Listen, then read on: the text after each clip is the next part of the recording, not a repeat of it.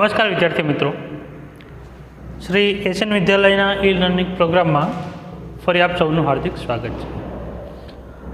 તો મિત્રો, લાસ્ટ લેક્ચરમાં આપણે જોયું કે આપણે પેરેગ્રાફમાંથી પ્રશ્નોના આન્સર કેવી રીતે બને આપણે શીખ્યા. આપણે ઓલરેડી 4 પેરેગ્રાફ જોયા હતા અત્યાર સુધી. આજે આપણે એનો 5મો અને 6થો પેરેગ્રાફ જોઈએ. ઓકે, તો 5મો પેરેગ્રાફ છે ધ મધર ચિત્તા રિટર્ન, ત્યાંથી સ્ટાર્ટ થાય છે. તો તમારે ટેક્સ્ટમાં ટેક્સ્ટ ખુલ્લી રાખીને જોવાનું કે ક્યાંથી પેરેગ્રાફ છે. ધ મધર ચિત્તા રિટર્ન, ત્યાંથી એ સ્ટાર્ટ થાય છે. તો એ તમે જોઈ શકો કે પેજ નંબર 2 ઉપર જે આપણો અડધો પાર્ટ થાય છે ને, ત્યાં સ્ટાર્ટ થાય. Mother cheetah return after a while, she did not find her cubs. એ જે પેરેગ્રાફ છે ને એની વાત છે. અને પૂરો ક્યાં થાય છે એ પેરેગ્રાફ છે તો ટીલ ધ નેક્સ્ટ ઇવનિંગ, એટલે કે એ આખો પેરેગ્રાફ છે અહીંયા આપણને આવી જાય છે. જે 3 લાઈનો પેરેગ્રાફ છે એમાંથી આપણને પ્રશ્ન પૂછાય. તો what was the reaction of the mother cheetah when she found her cubs missing. જ્યારે મધર ચિત્તાને એવું જાણ્યું કે એના બચ્ચાઓ મિસિંગ એટલે કે ક્યાંક ખોવાઈ ગયા છે, ત્યારે એનું રિએક્શન શું હતું, એની પ્રતિક્રિયા શું હતી માદા ચિત્તાની. આપણે એવો એનો આન્સર કરવાનો કે શું હતી એની પ્રતિક્રિયા. તો વેન ધ મધર ચિત્તા ફાઉન્ડ, જ્યારે માદા ચિત્તાએ જાણ્યું હર કપ્સ મિસિંગ, એના બચ્ચા ક્યાંક ખોવાઈ ગયા છે, she became angry and jump wildly. Angry એટલે ગુસ્સે થઈ ગઈ અને આમ તેમ કૂદવા લાગી. કે આપણને આન્સર મળી જાય છે. She look all around, first of all she became angry and jump wildly. તમે એનો એ આન્સર એવી રીતે કરો તો પણ ચાલે. બીજો આપણો પ્રશ્ન છે what happen to the mother cheetah at last. અંતે માદા ચિત્તાનું શું થયું, એની સાથે શું થયું. What happen to the mother cheetah, એ માદા ચિત્તાને અંતે શું થયું. તો એટ ધ લાસ્ટ, અંતે mother cheetah was so sad, માદા ચિત્તા ખૂબ જ ઉદાસ થઈ ગઈ. એન્ડ શી બીકેમ ક્રાઇંગ, અને એ રડવાનું, બિગન ક્રાઇંગ, અને એને રડવાનું શરૂ કર્યું. એને cried for the whole night till the next evening. આખી રાત રડી, બીજા દિવસની સાંજ સુધી માદા ચિત્તો છે રડતી રહી. એવો આપણે એનો આન્સર લખ્યો છે કે જે આમાંથી આપણને મળી જાય. જો છેલ્લી લાઈન આખી એના આન્સરમાં આવી જાય. At last she became sad and started crying, she cried and cried for the whole night till the next evening. એ આખી રાત રડી અને બીજા દિવસની સાંજ સુધી એ રડતી રહી. આ એનો આન્સર બને છે. તો મિત્રો, આવી રીતે આપણે આ પ્રશ્નનો છે એ આન્સર બનાવવાનો થાય. હવે ત્યારબાદ આ પાઠના સ્ટોરીની વાત હતી.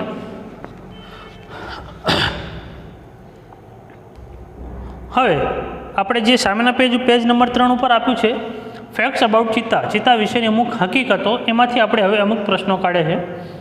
ક્લસ્ટર્સ ઓફ સ્પોટ એ પૂરો થાય છે, એટલે તમારે એનું આઈડેન્ટિફિકેશનમાં છેલ્લી લાઈન આપી છે leopard has a cluster of spot. એ છેલ્લી લાઈન ત્યાં સુધીનો આટલો જે પેરેગ્રાફ છે એમાંથી તમારે આજે બાકીના, અહીંયા એક પ્રશ્ન છે, બીજા હું તમને લખાવું છું. હવે આપણે આ પ્રશ્ન નીકળે છે. તો પહેલો પ્રશ્ન એવો છે what is the height and weight of the cheetah. ચિત્તો છે એની હાઇટ, ઊંચાઈ અને વેઇટ, એનો વજન કેટલો છે. તો આમાં આપણને આપેલો જ છે હાઇટ 100 સેન્ટીમીટર્સ અને એની વેઇટ છે 65 kgs, 65 કિલોગ્રામ. તો the cheetah is 100 centimetres tall, 100 centimetre ઊંચો હોય છે. એન્ડ વેઇઝ 65 kgs, અને 65 કિલો એનો વજન હોય છે. મિત્રો, તમે છે ને આટલા પ્રશ્નો લખી લો, પછી હું કાઢીને બીજા જે પ્રશ્ન લખાવો એ પછી તમે લખી લો. પણ એની પહેલાં તમે આ પ્રશ્નો છે એ લખી લો, પછી આગળનો વિડીયો તમે જોજો. 1 મિનિટ પોઝ કરીને લખી લો.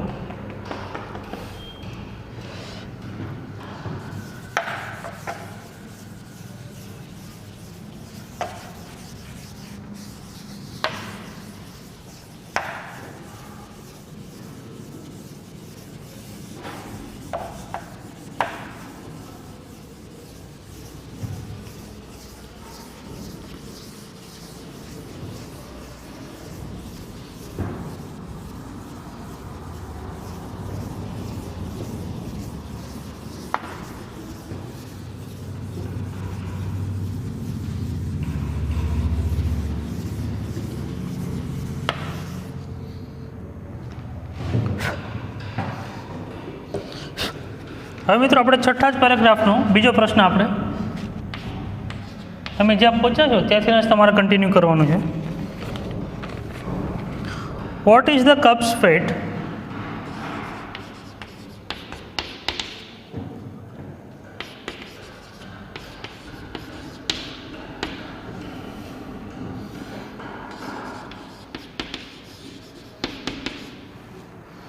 તો બચ્ચાઓનું વજન કેટલું છે? તો કપ વેઝ 300 ગ્રામ્સ, 300 ગ્રામ એનું વજન હોય છે.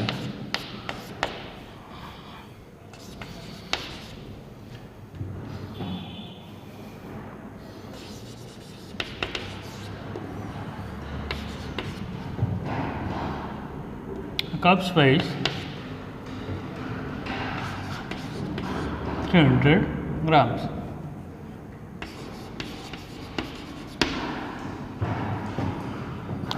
What is cheetah's age of maturity? એની પુખ્ત થવાની ઉંમર શું છે?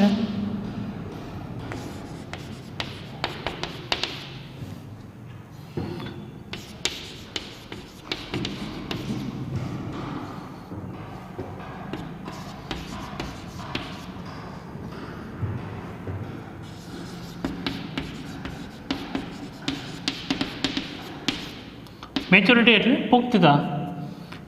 એ ચિતા છે એને ક્યારે પુખ્ત માનવામાં આવે છે? તો cheetah's age of maturity is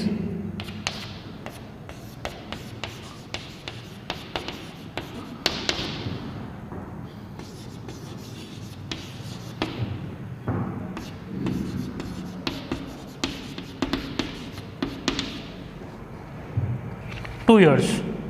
2 વર્ષે છે એને પુખ્ત માનવામાં આવે છે. તો 2 યર્સ. તો મિત્રો આ જે છે ને એ આપણે એ પ્રશ્નોના આન્સર કે પેરેગ્રાફમાંથી આવી રીતે આપણને પ્રશ્ન પૂછાય અને આપણે એના આન્સર છે એ આવી રીતે કરવાના થાય. હવે આની ઉપરાંત પણ આપણને ટેક્સ્ટમાંથી કોઈ સેન્ટેન્સ છે એ કોણ બોલે છે, કોને કહે છે વગેરે, અને કોઈ 2 સેન્ટેન્સમાંથી એટલે કે 2 શબ્દો ઉપરથી વાક્યો બનાવવાના વગેરે પણ આપણને પૂછાય તો એના આન્સર આપણે કેવી રીતે થાય છે હવે આપણે એ જોઈએ. તો તમે આ પ્રશ્નો છે એ લખી લો, પછી હુ સેડ ટુ હુમ છે એ હું તમને લખાવું.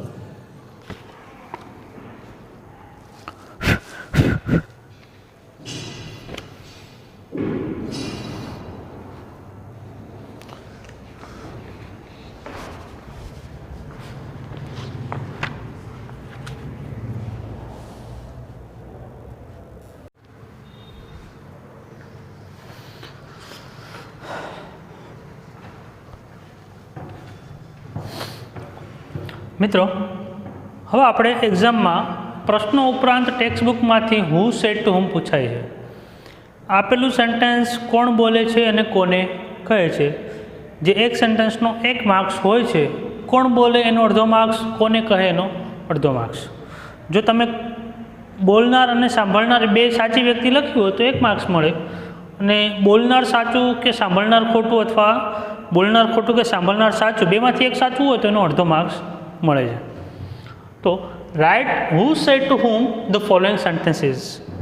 નીચે આપેલા પ્રશ્નો, નીચે આપેલા વાક્યો કોણ બોલે છે અને કોને કહે છે તે જણાવો. અત્યાર સુધી તો તમારે કોણ બોલે છે જેવું કદાચ 8મા ધોરણમાં પૂછાતું કે વાક્ય કોણ બોલે છે, પણ અહીંયા કોને કહે છે એવું પણ તમારે યાદ રાખવાનું છે કે પાઠનું જો તમને થીમ યાદ હોય તો આખું સેન્ટેન્સ એ તમને આઈડિયા આવી જાય કે આ કોણ કોને કહે છે. Okay. These deer are really wonderful, but I have to run a lot to catch one of them. હરણ તો ખરેખર અદ્ભુત છે, પણ એમાંના એકને પણ પકડવા મારે ખૂબ જ દોડવું પડે છે, મારે ખૂબ જ મહેનત લાગે. આવું કોણ કોને કહે છે? જો પાઠ તમે વ્યવસ્થિત ધ્યાન આપ્યું હોય તો તમને આઈડિયા જ હોય કે જ્યારે ઝુલુ હન્ટર ઝાડ નીચે બેઠેલો હોય ત્યારે એ આ હરણને જોવે છે ઘાસમાં ચરતા, ત્યારે એ આ વિચારે છે આવું હરણ ખરેખર સુંદર છે પણ એને પકડવા ખૂબ જ દોડવું પડે. તો જે એ ઝુલુ હન્ટર હોય છે કોણ હોય છે? એડી. હવે મિત્રો આના આન્સર છે ને તમે 2 રીતે કરી શકો. ઇઝિસ્ટ આ રીતે છે, એડી સેડ ટુ હિમસેલ્ફ, અથવા તમે આમ પણ લખી શકો this sentence was said by Eddie to himself. જો કે તમને આ રીતે જ ઇઝી પડે, બોલનાર સેડ ટુ પછી સાંભળનાર. તો આપણે આ રીત ખાસ યાદ રાખવાની, અને છતાં આવી રીતે તમે લખો તો પણ વાંધો નથી. તો વાક્ય કોણ? ઈડી પોતાની જાતે વિચારે છે ને. તો જ્યારે છોકરો પોતાની જાતે વિચારે તો હિમસેલ્ફ, અને ફિમેલ હોય છોકરી વિચારતી હોય તો હરસેલ્ફ.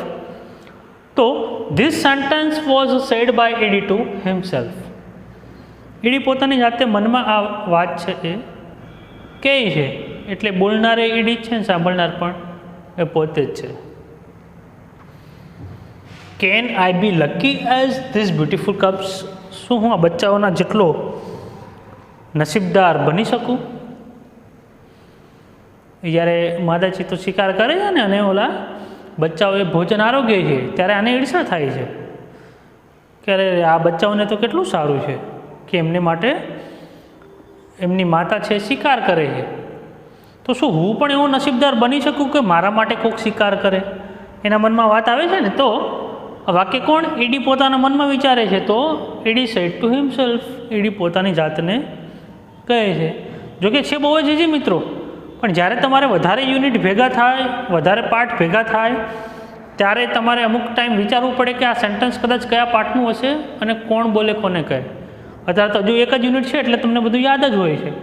વધારે યુનિટ થશે ત્યારે આ તમારે થોડું થોડું ભૂલાતું જશે કે આવું કયા પાર્ટનું હતું. માટે જો વ્યવસ્થિત ધ્યાન આપ્યું હશે તો એ ભૂલવાનો કોઈ પ્રશ્ન થશે નહીં. માટે ટેક્સ્ટ ચાલતી હોય ત્યારે એ વખતે પૂરેપૂરું ફોકસથી ભણશો તો આ બધું મિત્રો એકદમ ઇઝી છે. આમાં તૈયાર કરવાનું કંઈ નહીં રહે, તમને ખબર જ હશે આ શું.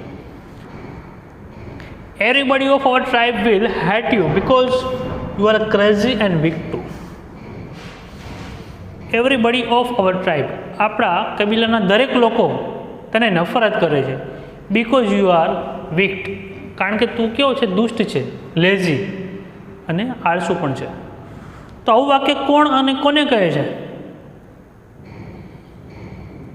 જ્યારે ઈડી પકડાઈ ગયો, એમના ગામમાં એક વાઇઝમેન હોશિયાર ડાયો માણસ હતો સનો, એ જે માદા ચિત્તાના રડવાનો અવાજ સાંભળ્યો એટલે એને આઈડિયા આવી ગયો કે આ ચિત્તો છે એના બચ્ચાથી દૂર થઈની આ એની વેદના છે.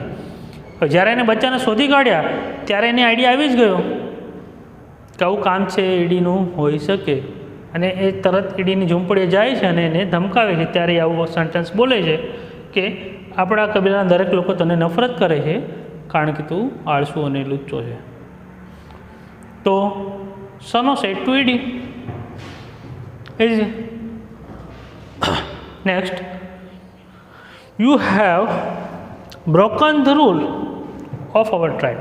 તે આપણા નાતના કે આપણા કબીલાના રિવાજો તે તોડ્યા છે. આ પણ સનો જ્યારે એની ઝૂંપડી જાય ત્યારે બધા સેન્ટેન્સ એને જ સંભળાવે છે. તો Sano said to Eddie. But you are a lazy hunter. એ કહે છે ને કે આપણે આપણી ક્ષમતા પ્રમાણે શિકાર કરવો જોઈએ, પણ તું તો એક આળસુ છે. આવું સનો છે ને ઈડીને કહે છે. જ્યારે આવા અમુક એકદમ શોર્ટ સેન્ટેન્સ આવી જાય ત્યારે વિચારવું પડે કે આવું સેન્ટેન્સ કોણ કોને કહે છે. તો જરા વિચારીને આપણે એનો આન્સર આપી દેવાનો, સનો સેડ ટુ ઈડી. હવે મિત્રો આપણે જે સેન્ટેન્સ તમને બે શબ્દો પૂછાય છે એ શબ્દોના આધારે તમારે એ પ્રશ્નના આન્સર કરવાનો. આપણે હવે એવા અમુક જોઈએ શબ્દો.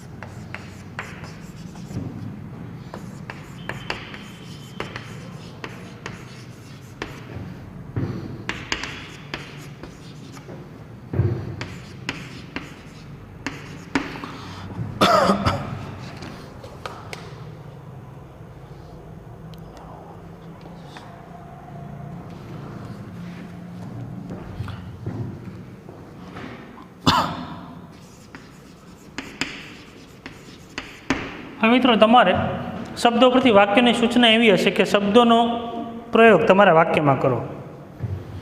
તમને પાઠમાંથી જે શબ્દો આપેલા હશે તો એ શબ્દથી તમને એ પાઠનું કોઈ સેન્ટેન્સ વગેરે યાદ આવે તો તમે એનો આન્સર છે એટલે જે વાક્ય છે એ લખી શકો. એટલે આના ઉપરથી એટલું જ તમારું મૂલ્યાંકન થાય, એટલું મૂલ્યાંકન થઈ શકે કે તમારું આ શબ્દો ઉપર ધ્યાન હતું કે નહીં, આ પાઠમાં કેવી રીતે શબ્દ પૂછાયો છે એના માટે. તો સી અને હર્ડ આવું કોઈ સેન્ટેન્સ, આવા શબ્દ તમારે આપ્યા હોય, ટોળું જોવું, તો તમને ખબર છે કે ડી બેઠો હતો ત્યારે એને ટોળું જોયું, તો તમે એના આન્સર કેવી રીતે કરી શકો? Eddie saw a large herd of dear.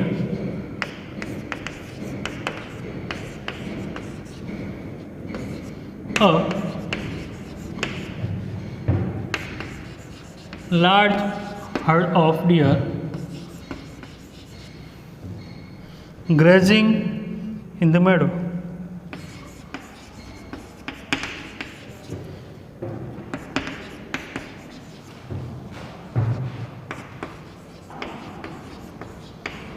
હવે મિત્રો અમે ટેક્સ્ટનું સેન્ટેન્સ લીધું છે. તમને આવું જો એને લાગતું વળગતું કોઈ સેન્ટેન્સ ફાવતું હોય તો એ તમે એ સેન્ટેન્સ પણ લઈ શકો, અથવા પાઠમાં જે વાક્ય છે એ પણ આપણે જાતે લઈ શકીએ. It is so large herd. જો હવે અહીંયા છે ને સી છે એનું આપણે શો કર્યું છે, તો તમે ક્રિયાપદમાં ચેન્જીસ કરી શકો. V1 V2 કે V3 તમે મૂકી શકો. અને હર્ડ છે એ શબ્દ આવી ગયો. આ બે શબ્દનો વાક્યમાં આપણે પ્રયોગ થયેલો હોવો જોઈએ, એટલે એ બે શબ્દ આપણે વાક્યની અંદર આવતા હોવા જોઈએ. આપણે એવા સેન્ટેન્સ બનાવવાના. આવી રીતે 2 માર્ક્સનું તમારે પૂછાય છે.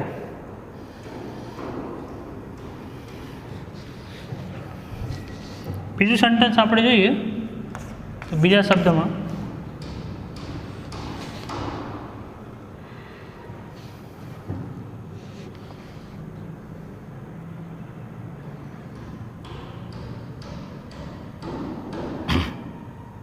ફૂડ અને એફર્ટ.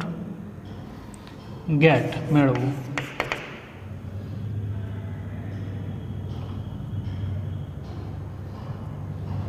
ફૂડ ખોરાક. તો આનું પણ સેન્ટેન્સ આપણને આપેલું છે. The cubs got their food without any effort.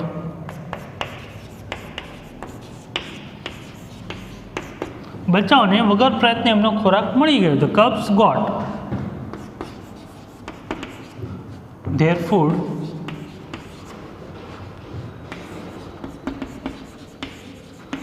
Without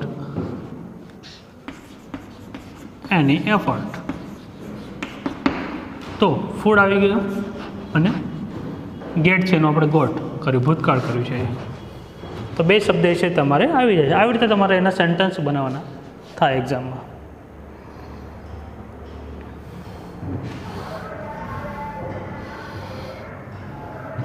decide, follow.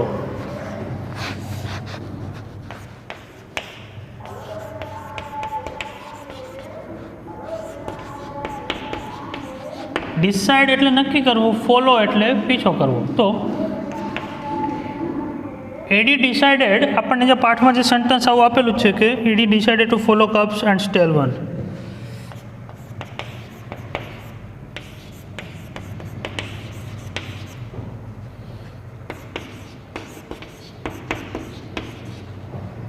Two follow cups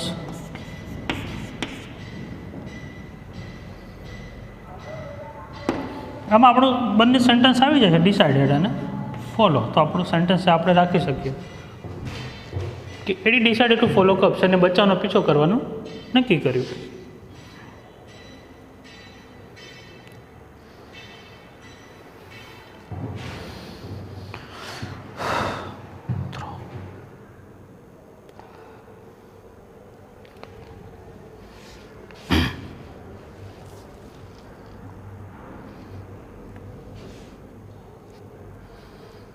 become થવું,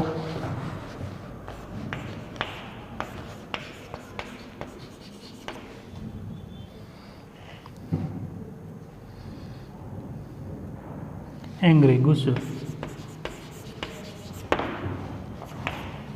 તો mother cheetah became angry and jump વાઇલ્ડલી.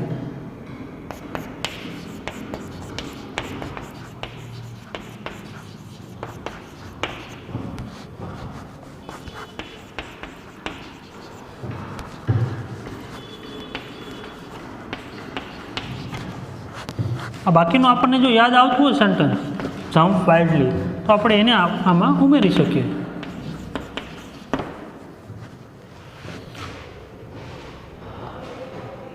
Become છે તો આપણે એનું ભૂતકાળનું રૂપ લીધું છે બીકેમ એંગ્રી. તો mother cheetah became angry and jump wildly. જ્યારે એના બચ્ચા એને ત્યાં મળ્યા નહીં એટલે માતા ચિત્તો હતી એ કેવી ગુસ્સે થઈ ગઈ અને આમ તેમ કૂદવા લાગી. આવી રીતે મિત્રો છે ને તમારે જ્યારે સેન્ટન્સ બનાવવાના થાય ખાસ તો એ પાઠમાંથી તમારે આ જે શબ્દનો પ્રયોગ કઈ જગ્યાએ કેવી રીતે થયો છે એ તમારે યાદ કરવાનું કે હા બીકમ એટલે થવું એંગ્રી ગુસ્સે થવું એ માતા તો ક્યારે ગુસ્સે થઈ શું હતું એવું સેન્ટન્સ તમારે લખવાનું થાય. ડિસાઇડ ફોલો તો નક્કી કરે છે ફોલો પીછો કરવાનું. તો આ પાઠમાં કઈ જગ્યાએ આવતું હશે? હા પીછો કરવાનું નક્કી કરે છે ઓલો બચ્ચાઓનો તો it decided to follow the cups.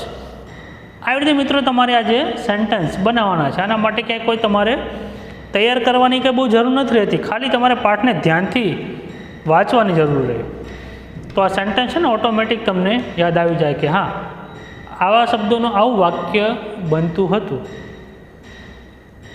તો તમારે ટેક્સ્ટમાંથી પેરેગ્રાફ છે હુ સેડ ટુ હુમ અને આ જે શબ્દો ઉપરથી વાક્યો જો કે અહીંયા મેં તમને લિમિટેડ જ લખાવ્યા છે પણ આ તમને શીખવાડવા માટે કે આવી રીતે હુ સેડ ટુ હુમ લખાય અને આવી રીતે આ જે શબ્દોનો પ્રયોગ થાય. અને પેરેગ્રાફ તો આપણે ઓલરેડી ઘણા બધા જોયા.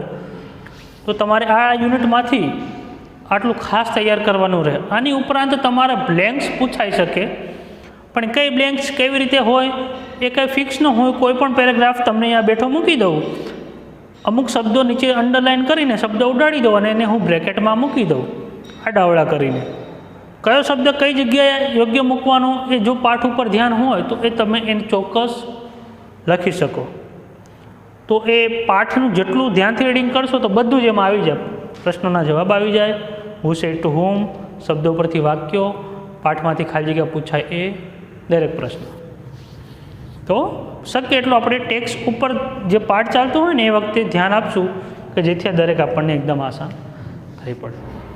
તો અહીંયા મિત્રો આપણે આપણો યુનિટ પહેલો પૂરો કરીએ છીએ.